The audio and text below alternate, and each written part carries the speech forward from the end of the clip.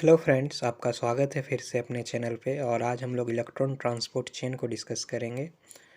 तो शुरू करने से पहले चैनल को सब्सक्राइब कर लीजिएगा, अपने दोस्तों के साथ ज़्यादा से ज़्यादा शेयर कीजिएगा। तो इलेक्ट्रॉन ट्रांसपोर्ट चेन को समझने के लिए सबसे पहले हमें माइटोकॉन्ड्रिया के स्ट्रक्चर को समझना होगा।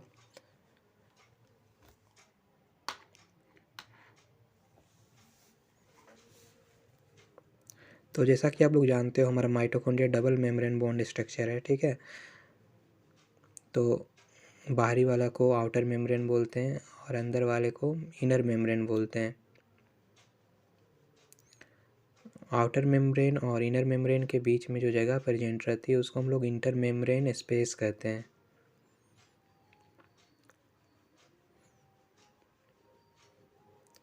और सबसे अंदर जो पार्ट है वो मैट्रिक्स है, ठीक है। मैट्रिक्स में क्रेब साइकिल और ग्लाइकोलाइसिस चलती है, और जिसके कारण NADH और FADH2 का फॉर्मेशन होता है, जो कि एनर्जी मॉलिक्यूल्स हैं। उसी से ATP का सिंथेसिस होता है। ATP सिंथेसिस को हम लोग ऑक्सीडेटिव फॉस्फोराइलेशन भी कह सकते हैं, ठीक है। उसके अंदर ETC और केमी ऑस्मोसिस दोनों आता है, ठीक है। केमी ऑस्मोसिस मेनली ATP सिंथेसिस को बोल सकते हैं, ठीक है। और ETC इलेक्ट्रॉन ट्रांसपोर्ट चेन, जो इलेक्ट्रॉन ट्रांसपोर्ट होता है कॉम्प्लेक्सेस में, ठीक है। तो ATP और इनऑर्गेनिक फॉस्फेट मिल करके ATP का सिंथेसिस होता है। तो हमारा जो ग्लाइकोलाइसिस और क्रेब साइकिल है उसके थ्रू NADH और FADH का फॉर्मेशन होता है, जिससे क्या होता है, ATP का सिंथेसिस होता है। तो हम लोग यहाँ पर ETC को डिस्कस करेंगे। तो ETC मतलब इलेक्ट्रॉन ट्रांसपोर्ट चेन। यहाँ पर हम लोग इलेक्ट्रॉन का ट्रांसपोर्ट कैसे होता है और उसका चेन क्या है उसको हम लोग समझने की कोशिश करेंगे। तो ये हमारा आउटर मेम्ब्रेन स्पेस है माइटोकॉन्ड्रिया का, और इसके बाद ये इनर मेम्ब्रेन स्पेस है हमारा माइटोकॉन्ड्रिया का। इनर मेम्ब्रेन स्पेस पे 4 कॉम्प्लेक्स प्रोटीन प्रेजेंट होते हैं, ठीक है। और उसके बाद सबसे अंदर मैट्रिक्स प्रेजेंट है। तो इनर मेम्ब्रेन और आउटर मेम्ब्रेन के बीच में जो जगह है उसको हम लोग इंटर मेम्ब्रेन स्पेस कहते हैं, ठीक है।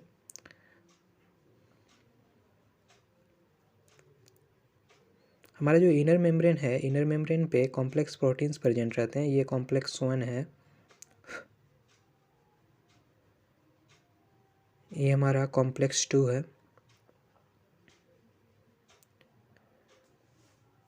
ये हमारा कॉम्प्लेक्स 3 है,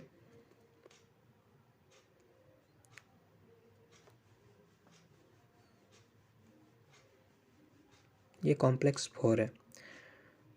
तो हम एक एक कॉम्प्लेक्स को देखते हैं। और यहाँ यूवी क्यूनॉन भी प्रेजेंट रहता है, जो कि मोबाइल है, घूमते रहता है, इलेक्ट्रॉन को कैरियर के रूप में काम करता है, इलेक्ट्रॉन कैरियर के रूप में काम करता है, ठीक है, यूवी क्यूनॉन। तो एक एक कॉम्प्लेक्सेस को हम लोग देखते हैं अलग अलग से। तो सबसे पहले कॉम्प्लेक्स 1 को देखते हैं। ये कॉम्प्लेक्स 1 है जो कि इनर मेम्ब्रेन पे हमारा प्रेजेंट है। कॉम्प्लेक्स 1 को हम लोग NADH डिहाइड्रोजिनेज भी बोलते हैं, ठीक है। NADH डिहाइड्रोजिनेज इसलिए बोलते हैं क्योंकि कॉम्प्लेक्स 1 से जो कॉम्प्लेक्स 1 क्या करती है ना कि NADH जो हमारा मैट्रिक्स में प्रेजेंट होता है, मैट्रिक्स में प्रेजेंट NADH से हाइड्रोजन आयन को छीन लेता है, इसलिए इसको NADH डिहाइड्रोजिनेज कहा जाता है, ठीक है। तो देखते हैं। और इसको हम लोग यूवी क्विनोन रिडक्टेज भी बोलते हैं, क्योंकि ये यूवी क्विनोन को रिड्यूस करता है, ठीक है। कैसे करता है देखते हैं। तो देखो, NADH हमारा मैट्रिक्स में प्रेजेंट है, ठीक है। ये क्या करता है, उसको NAD में ट्रांसफॉर्म कर देता है। और ये किसके कारण होता है, NADH डिहाइड्रोजिनेज के कारण। तो जैसे ही NADH से हाइड्रोजन लेता है, वहाँ से 2 इलेक्ट्रॉन भी ले लेता है NADH डिहाइड्रोजिनेज, और उस 2 इलेक्ट्रॉन को ट्रांसफ़र कर देता है FMN में, फ्लेविन मोनोन्यूक्लियोटाइड में। फिर FMN जो है उसी 2 इलेक्ट्रॉन को पास कर देती है 8 आयरन सल्फ़र कॉम्प्लेक्स में। आयरन सल्फ़र कॉम्प्लेक्स भी इलेक्ट्रॉन नहीं रखती है, और किसको दे देती है, यूवी क्यूनॉन को, ठीक है। यूवी क्यूनॉन 2 इलेक्ट्रॉन ले करके यूवी क्यूनॉल में बदल जाती है, ठीक है।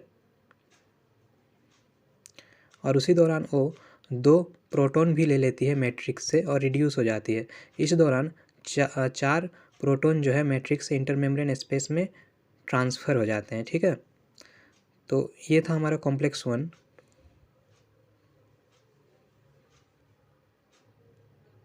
अब कॉम्प्लेक्स 2 को हम लोग देखते हैं।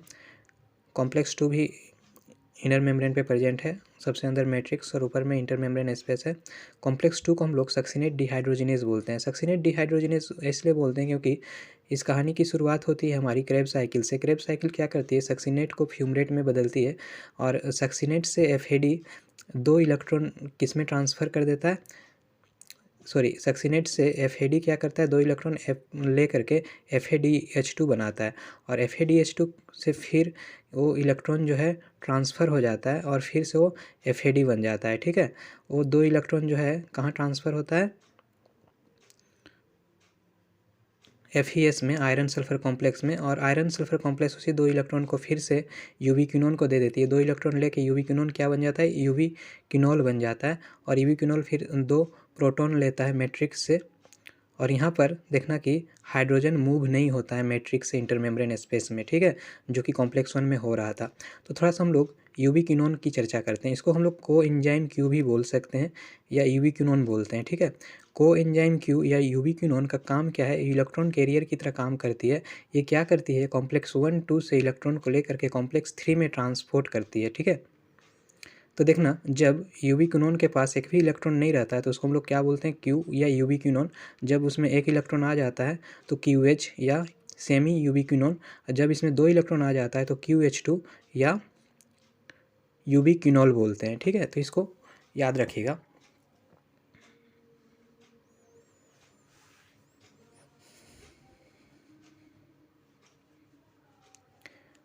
अब हम लोग कॉम्प्लेक्स 3 की बात करते हैं। ठीक है, तो कॉम्प्लेक्स 3 में भी इंटरमेम्ब्रेन स्पेस, इनर मेम्ब्रेन और फिर मैट्रिक्स प्रेजेंट है। इनर मेम्ब्रेन पे हमारी कॉम्प्लेक्स 3 प्रेजेंट है।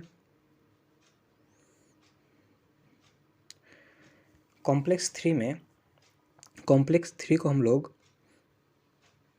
साइटोक्रोम रिडक्टेज भी बोलते हैं क्योंकि यहाँ पर साइटोक्रोम रिड्यूस होता है और यहाँ पर इलेक्ट्रॉन कैरियर का काम साइटोक्रोम करता है। जैसे यूवी क्विनोन कर रहा था ना कॉम्प्लेक्स 1 और 2 में, यहाँ पर कॉम्प्लेक्स 3 में साइटोक्रोम इलेक्ट्रॉन कैरियर का काम करती है। कॉम्प्लेक्स 3 में साइटोक्रोम B प्रेजेंट रहती है और एक रेस्की सेंटर प्रेजेंट होता है। ठीक है,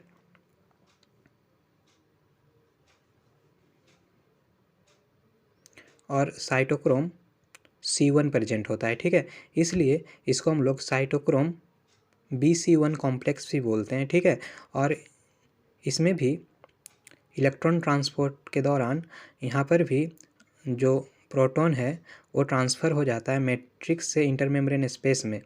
लेकिन यहाँ पर एक दिक्कत ये है कि साइटोक्रोम C जो है सिर्फ एक इलेक्ट्रॉन को एक्सेप्ट करती है, इसलिए यहाँ पर एक साइकिल चलती है। ठीक है, उस साइकिल को हम लोग क्यू साइकिल बोलते हैं और देखते हैं क्यू साइकिल में क्या होता है। तो क्यू साइकिल जो है 2 स्टेप में चलती है। ठीक है, तो क्यू साइकिल जो है यहाँ पर हमारा कॉम्प्लेक्स 3 प्रेजेंट है। ठीक है, और कॉम्प्लेक्स 3 में क्या करना है, इलेक्ट्रॉन को आगे ट्रांसफ़र करना है। तो हम लोग जानते हैं कि यूवी क्विनोल कॉम्प्लेक्स 1 और कॉम्प्लेक्स 2 से हम यूवी क्विनोल में हमारा इलेक्ट्रॉन है। ठीक है, 2 इलेक्ट्रॉन, तो यही यूवी क्विनोल यहाँ पर आती है। उससे क्या होता है, जो 2 प्रोटॉन हैं वो चले जाते हैं इंटरमेम्ब्रेन स्पेस में और वो किस में चेंज हो जाता है, यूवी क्विनोन में चेंज हो जाता है। ठीक है, और जो इलेक्ट्रॉन्स हैं, इलेक्ट्रॉन चला जाता है, एक इलेक्ट्रॉन पास हो जाता है रिस्की सेंटर में और जो दूसरा इलेक्ट्रॉन है वो हमारा पास हो जाता है साइटोक्रोम B1 में। ठीक है, वो साइटोक्रोम B1 वहाँ पर और एक यूवी क्विनोन प्रेजेंट रहता है। साइटोक्रोम B1 क्या करती है, उस इलेक्ट्रॉन को उस यूवी क्विनोन को दे देती है, जिससे वो क्या हो, किस में चेंज हो जाता है, सेमी यूवी क्विनोन में चेंज हो जाता है। और उसके बाद जो रेस्की सेंटर में हमारा इलेक्ट्रॉन एक आया था वो पास हो जाता है साइटोक्रोम C में, और फिर साइटोक्रोम C से वो इलेक्ट्रॉन बाहर चला जाता है। ठीक है, तो हमारा एक इलेक्ट्रॉन यहाँ पर मिल जाता है क्योंकि हमें 2 इलेक्ट्रॉन चाहिए। और दूसरा वहाँ पर हम लोग और एक यूवी क्विनोल हमारे पास था। ठीक है, तो यूवी क्विनोल यहाँ पर दूसरा यूवी क्विनोल आया, उससे क्या जो प्रोटॉन है वो इंटरमेम्ब्रेन स्पेस में चला गया और एक इलेक्ट्रॉन जो है वो साइटोक्रोम सी में चला गया, ठीक है, बाय रिस्की सेंटर। उसके बाद दूसरा जो इलेक्ट्रॉन था वो साइटोक्रोम B1 के जरिए जो हमारा स्टेप 1 में सेमी यूबिक्विनोन बना था उसमें चला गया। इससे वो क्या हो गया, यूबिक्विनोल में बदल गया और यूबिक्विनोल बाद में फिर रिसाइकिल हो जाएगा, ठीक है। तो इस तरह से हमें दोनों इलेक्ट्रॉन प्राप्त हो गए, ठीक है, जो आगे ट्रांसफ़र होंगे अब।